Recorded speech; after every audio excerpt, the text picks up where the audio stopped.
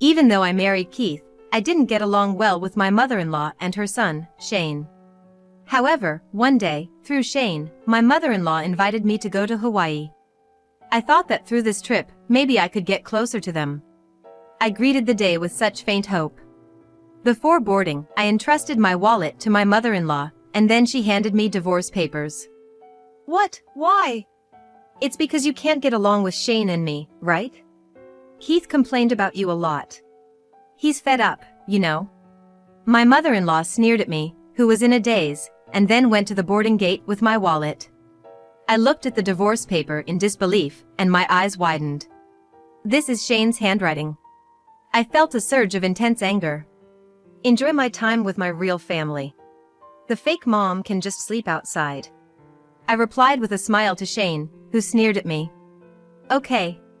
Until now, I've been patient because I was a part of Keith's family. But I'm done. I will make them regret trampling on my feelings. I am Macy, a 50-year-old housewife. I work as a florist and, using my qualification in flower coordination, I also undertake decorating event venues and wedding reception halls. I divorced 10 years ago due to my husband's infidelity, and thought I was done with marriage, but then I met Keith, who runs an event planning company, 3 years ago and remarried him after a year of dating. Unlike my previous husband, Keith is not good at small talk and is not a fan of forced smiles, but he is sincere and serious. For me, who has lost both of my parents, he is a reassuring and important person when we are together. I cherish these happy days, but there was one thing that bothered me. Shane, the child from his previous marriage, still hasn't opened up to me. Of course, I tried to make an effort. As the person in charge of cooking, I first understood his food preferences, and to create common topics of conversation, I bought CDs of his favorite band and listened to them enough to be able to sing them at karaoke. If he mentioned a drama he watched, I watched the same drama, and when I heard that a lottery for his favorite streaming service started at a convenience store, I drew a lottery and gave him the prize as a gift. But it seems all of them missed the mark. You know, stop trying to win me over. I was truly shocked when he said this to me. I'm not trying to win you over. I just want to get along. When I pleaded, Shane grimaced deeply. I'm not planning on becoming a family with you. Just leave me alone. His dismissive tone stabbed me like a knife.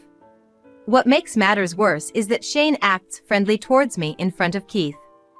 Come to think of it, even before we got married, when we went out together several times, Shane showed a friendly smile and talked to me in a friendly manner.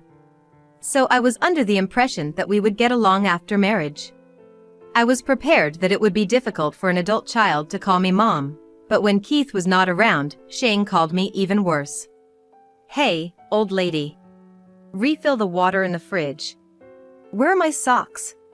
He seems to switch between names depending on his mood. You know, when are you going to learn our family's taste? My deceased mom was a much better cook. It's so annoying that you act like a mom even though you can't even cook properly. He constantly nagged and made sarcastic remarks, so I couldn't take it anymore and asked him.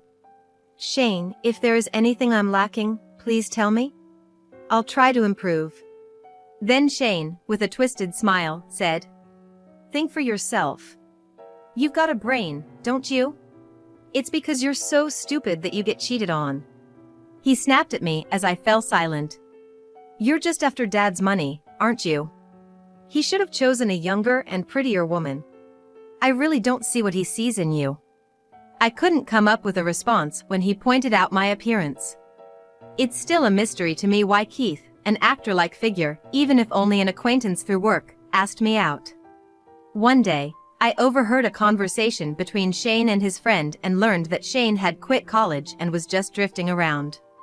Shane told me he needed $5,000 for a training program, so I lent it to him. Huh? Did I say that?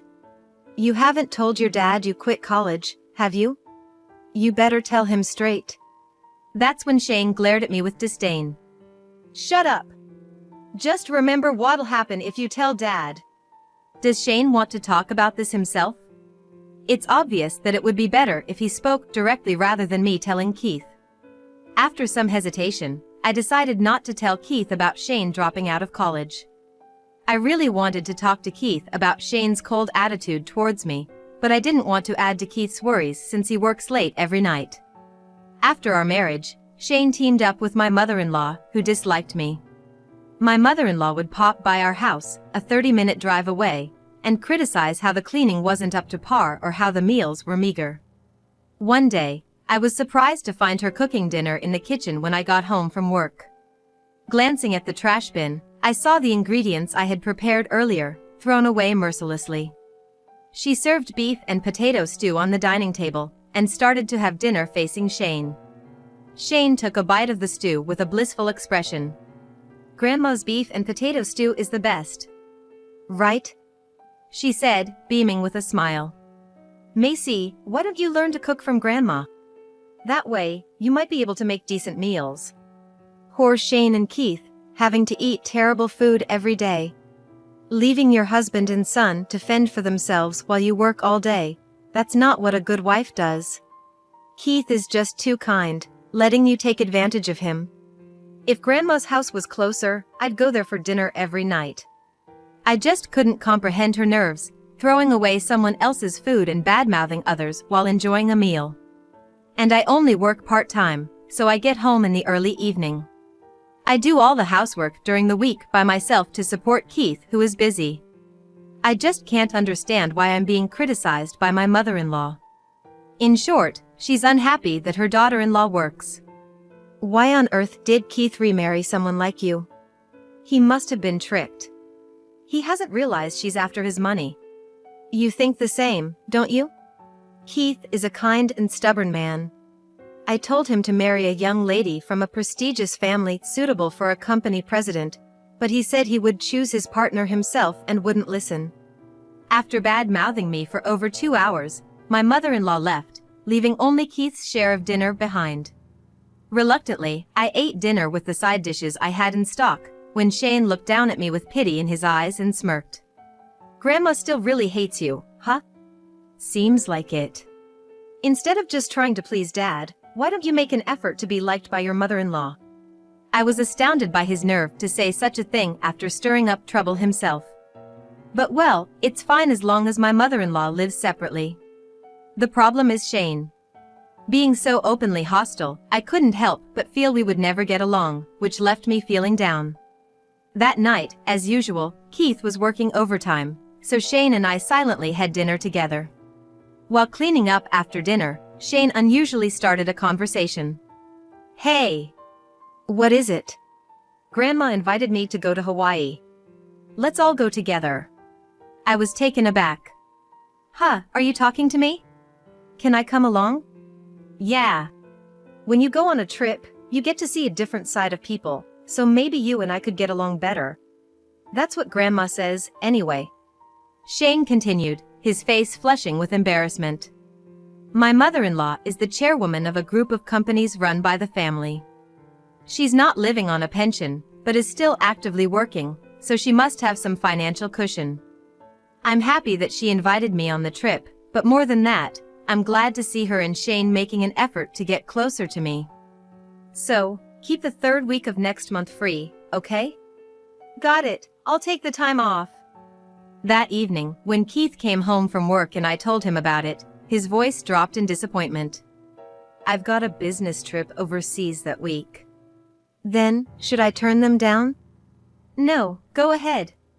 If I stop by Hawaii on my way back, we might be able to grab a meal together." "That would be nice. But you've been really busy, haven't you? Are you getting enough rest?" I voiced my concern, and Keith gave me a gentle smile. "I'm fine, thank you." Keith knew that my mother-in-law didn't like me. To be invited on a trip by Mom, that's surprising. She can be stubborn and has a sharp tongue, but maybe she really does want to get along with Macy. Normally, you wouldn't want to go on a trip with someone you don't like. With that, I made up my mind. I'm going to get along with my mother-in-law and Shane in Hawaii. I'll turn our previously strained relationship into something we can laugh about later, closing the gap between us. The day of the Hawaii trip eventually arrived. Shane and I went to the airport with Keith. After seeing Keith off on his direct flight to Los Angeles, Shane and I waited in the lobby for a while until my mother-in-law, pulling her suitcase, appeared. When I thanked her for inviting me on the trip, she smiled brightly. "Hey, Macy. To avoid any trouble if you lose your wallet, how about you let me keep it for you?" Huh? "When we shop in Hawaii, I'm gonna cover everything, so you don't need it, right? Here, Shane too." "All right." Since Shane handed his wallet to his mother-in-law, I also took out my long wallet from my bag and entrusted it to her. She opened my wallet, nodded contentedly, and said, "You did bring your credit cards and bills. Well, please take care of it." Putting my wallet in her bag, my mother-in-law exchanged a glance with Shane and smirked. I felt a sense of foreboding looking at their expressions. "And this, I was asked by Keith to give this to you. Could you open it right now?" Baffled, I opened the envelope that my mother-in-law handed to me. The moment I took out the contents, I felt like I was about to stop breathing. A divorce notice? Why? My mother-in-law grinned triumphantly. "You just couldn't get along with Shane and me. Keith has been complaining about you to me a lot. I heard it too. He said he's totally fed up with being around you." I felt like I was about to collapse. "So, you're no longer needed. Goodbye." My wallet."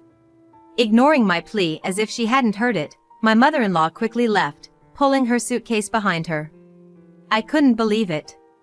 I couldn't believe that Keith, who was kind and sincere, had been bad-mouthing me behind my back to his mother and Shane. Staring at the signature on the divorce notice, my eyes widened in realization. This is Shane's handwriting. It looks similar to Keith's, but the unique quirks in the handwriting gave it away. My feelings instantly shifted from devastation to intense anger. I was a fool to trust these two. I was so determined to get along with them through this trip. "What a shame, loser. Maybe you'll never get to go on an overseas trip ever again." With a despicable smirk on his face, Shane spat out those words. "I'm gonna have fun with my real family. You, fake mother, can just sleep on the streets." Smiling back at Shane, who was sneering at me, I responded cheerfully, "All right." I glared at Shane's back until he disappeared into the crowd. Until now, I had been holding back and enduring because they were Keith's family. But no more. I'm going to make them regret trampling over my feelings. Left penniless at the airport, I had no intention of succumbing to Shane and my mother-in-law's harassment. I used the transit card app on my cell phone to take the train and calmly went home. Shane commutes to university by bicycle, and the only functions my mother-in-law uses on her cell phone are messaging and calls. So they must have overlooked it. When I got home and my anger had somewhat subsided, I made a phone call to a certain person. After that, I spent some time spacing out on the sofa. It was a pity that the trip to Hawaii fell through, but I could go anytime I set my mind to it. Besides, there was no way it would have been fun with such mean-spirited people. Comforting myself with these thoughts, I spent the day reading books and watching dramas online, taking it easy. Come to think of it, this was the first time I had been alone since getting married. Even when Keith was away on business trips, Shane was around, and my mother-in-law would drop by unannounced, so there was always someone at home. The trip may have been ruined, but I could spend the entire week alone, doing whatever I pleased without having to see Shane or my mother-in-law. In a way, this was a luxurious vacation.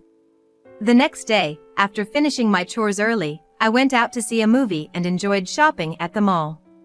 In the afternoon, while I was drinking tea and watching TV at home, my cell phone suddenly rang. I had been expecting this call around this time.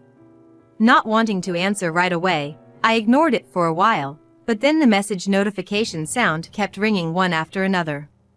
Annoyed, I finally answered the phone reluctantly, only to be shouted at by Shane. "Hey, old lady, get to Hawaii right now." What? Don't be ridiculous. The sound from the TV? "Are you at home? Grandma snatched my wallet and cards. How the hell am I supposed to get back? I have a transit app installed on my phone. It has my credit card information, and honestly, I'm not having much trouble." Well, fine, just get over here. Did something happen? Shane, clearly agitated, responded with a rough tone. I had a reservation at the hotel's 3-star restaurant, but they wouldn't let me in. Oh really, why not? I deliberately ask, feigning ignorance. That damn owner said, unless Miss Macy is accompanying you, I'm afraid we must refuse service. Can you believe that? So, you missed out on the beef fillet steak? That's a shame. The night view from the 36th floor is fantastic, and the meat is so tender and delicious. I couldn't help but laugh as I spoke to the ranting Shane. He was clearly not over it yet. Even if I try to go to the other restaurants inside the hotel, the staff turns me away right at the door. The hotel staff is even whispering about us in English. It's so uncomfortable. I had no choice but to go out to the convenience store with Grandma, and we ended up having banana juice for dinner. There's a supermarket outside the hotel, right? You know your stuff. Shane muttered suspiciously, but quickly got worked up again. Damn it! Why do I have to come all the way to Hawaii to be fed banana juice? Grandma got so angry she raised her blood pressure and had to lie down. This is all your fault. I'm sorry, okay?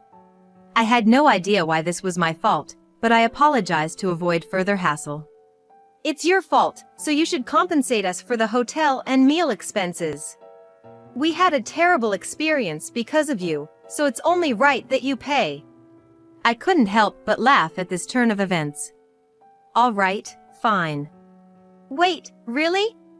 Yes. However, you'll need to repay the $5,000 I lent you first. And make sure to do it before I file for divorce. Oh, look at that, even after adding the hotel and meal expenses, there will still be change left over. Shane fell silent all of a sudden. He must have been planning to default on his debt to me in the chaos of the divorce. Not that I had any intention of divorcing in the first place. After a brief silence, Shane spat out resentfully. Just give that $5,000 to your stepchild as a gift. Such a stingy woman. This is why poor people will always be poor. He really had the nerve to say whatever he wanted. At this point, I was so furious that I almost burst out laughing. Then I heard my mother-in-law's voice in the background. Shane, are you talking to Macy? Yeah, Grandma. If you have something to say to her, better say it before we get divorced. We won't be seeing each other much longer. Wait, let me talk to her. Macy, was your maiden name Smith? She asked with a tense voice. Yes, that's correct. I was expecting this question sooner or later. Then, are you the daughter of the Smith Group? Yes. My brother took over. I could hear a strange noise from the other end of the line. It seemed like my mother-in-law was about to faint, and Shane was panicking. Grandma, what's wrong? If you're not feeling well, you should rest. No, I'm fine. So that's why we got the reservation at the popular restaurant so easily. She murmured, still in shock. The Smith Group? That's the chain of restaurants popular with celebrities, right? They're a big hit overseas too. There was a pause before Shane explained. Wait, she's the daughter of the Smith Group? Seems like it. I wasn't told that. Were you hiding it? What a nasty woman. Shane was ranting again, and I coolly responded. That's strange. I'm sure I mentioned it during our pre-marriage introductions. Keith definitely knows about it. Oh, did I? I've been so forgetful lately, it's troubling.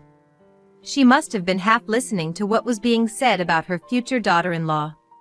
I added, my father was the president of the Smith Group before he passed away. I inherited his wealth, so I haven't been in need of money. I didn't marry Keith for his money, just to be clear. Oh, I see. Then why are you working as a florist? You could live off Keith's earnings. A wife should quit her job and devote herself to her husband and children. That's right. Oh, in that case, I'll take that $5,000 back. Man, I should have asked for more money from a rich person like you. I missed an opportunity there. Both my mother-in-law and Shane seemed shocked at first, but quickly reverted to their usual selves, throwing snide remarks my way. The money I lent to Shane, I expect it to be returned. That's a separate issue, isn't it? You haven't submitted the divorce papers, have you? Yeah, well. Then, invest $1 million in our company. I was at a loss for words.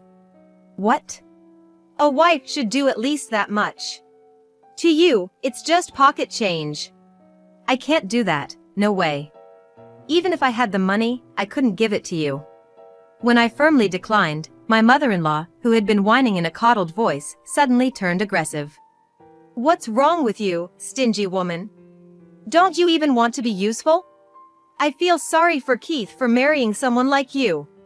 My mother-in-law started talking nonsense. Fine, when Keith comes to Hawaii tonight, I'm gonna fill his ears with all sorts of bad stuff about you. He's gonna despise you and want a divorce. I think I'll make up some stories too. If I say I was bullied, our simple-minded dad will probably believe it. Shane gleefully added to my mother-in-law's rant. If you won't give us the money, we don't need a snotty daughter-in-law like you. I'll just tell Keith that you wrote the divorce papers yourself. He's the serious type. He's scary when he's mad. I'm looking forward to tonight. You don't have to wait until tonight. I've been listening here all along, Keith said to his mother over the phone, and the two of them were silent. Keith, you were supposed to join us after your business trip. You said you were working until yesterday and would arrive in Hawaii tonight. My panicked mother-in-law and Shane were taken aback as Keith responded. I got an image of the divorce papers from Macy, so I was surprised and called her back right away. I heard the story but was skeptical, so I rushed to finish my work and flew back home to listen to Macy and your conversation. Dad, you're misunderstanding something. Grandma and I were the ones being treated horribly by her, Shane said, trying to sound sweet again. Keith cut him off sharply. It's too late now. I've been listening to the whole conversation on speaker. Who's the horrible one here? It's Macy's fault for complaining. What a nerve, she even prepared the divorce papers for us out of kindness, my mother-in-law retorted. Oh, that's right. You two are flying back tomorrow, aren't you? I've already informed the police, I added. Police? Why? We haven't done anything wrong. Shane, you filled in the husband's section of the divorce papers, right? That's a forgery of a private document. You're getting arrested. My line sent the two of them into turmoil, starting a blame game over the phone. Hey, Grandma. If I knew we'd get arrested, I wouldn't have done it. What are you going to do about this? That has nothing to do with me. Shane was the one who planned and executed this whole mean thing to Macy. What? Are you kidding me? Shane exploded at my mother-in-law over the phone. The conversation isn't over yet. Mom, you knew Shane dropped out of college and was blowing a lot of money at strip clubs, yet you turned a blind eye and even gave him an allowance, didn't you? Yeah, so what? What's wrong with giving my adorable grandson some money? That's right. Shane chimed in, backing her up. Keith coldly told them. As long as you're paying from your own pocket, it's fine. But if you're embezzling from the company, that's a serious crime. That sounds bad, doesn't it? Shane sounded pale over the phone. Because, you see, I'm just a figurehead president. My salary is low. Spare me, please. If I do that, I might lose the chance to take over my dad's company, you know? Shane lamented, and Keith declared. That's not gonna happen. I'm going independent. After a moment, Shane exclaimed. Hey, that's not what we talked about. You said you'd make me your successor after I graduate from college. Who was the one who dropped out after a year? Damn it, okay, fine. I'll re-enroll in a different school and this time I'll study properly. So, keep your promise and let me be your successor. Do you think I can entrust my precious company to a son who speaks so rudely to Macy? I felt a warmth in my chest as I looked at Keith's angry profile. Keith was on my side. I felt rewarded for enduring their harsh words all this time. I'm going to establish a different company and I'll cut ties with you too. My mother-in-law's scream came from the other end of the phone. Either Shane snatched the phone from her or she grabbed it herself because she started rattling off rapidly. Keith, you're joking, right?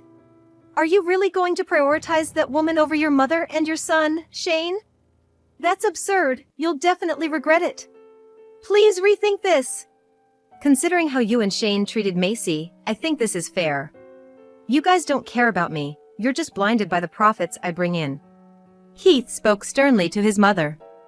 I care more about Macy, who isn't even related to me by blood but still cares for me, than a family like you guys. Wait, don't hang up! I'll make sure Shane pays back his debt to Macy.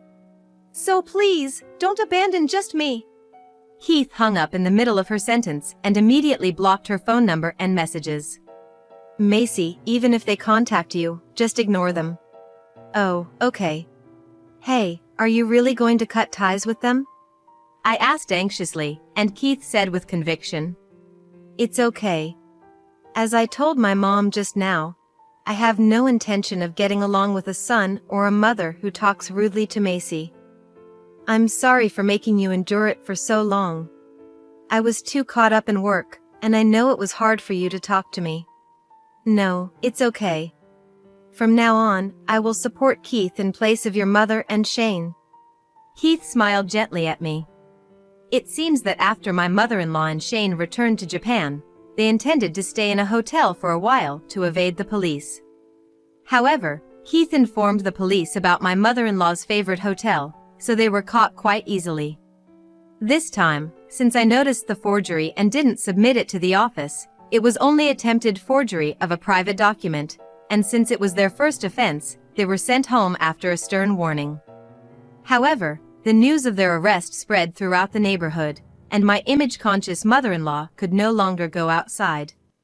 Also, since she embezzled company funds, she was removed from her position as president while they were traveling, and she became unemployed. When relatives went to check on my in-laws' house, they found my mother-in-law in filthy pajamas, holed up in a dark room, a far cry from her fashionable days. It was also discovered that Shane had borrowed money not only from his mother but also from several relatives to fund his nights out at strip clubs. Since everyone in the family knew that Keith had cut ties with them, they demanded their money back immediately, fearing they might get cheated. To prevent Shane from running away, one of the relatives decided to let him live in their house and work as a handyman at their company. They would take his salary before giving it to him and use it to repay his debts. Shane was under constant surveillance by his relatives, a thorn in his side. At work, he was bossed around by employees younger than him, bowing his head and asking for work. As he promised, Keith started his own company with a few trusted subordinates. I continued my job at the flower shop as usual, sometimes using my flower arrangement qualification to decorate venues. One day, my work gained popularity for its good taste, and I even started getting called to decorate the venues of Keith's clients. Knowing that my work contributes to the positive image of Keith's company makes me incredibly happy. I want to continue to work hard and take pride in my job, supporting Keith along the way.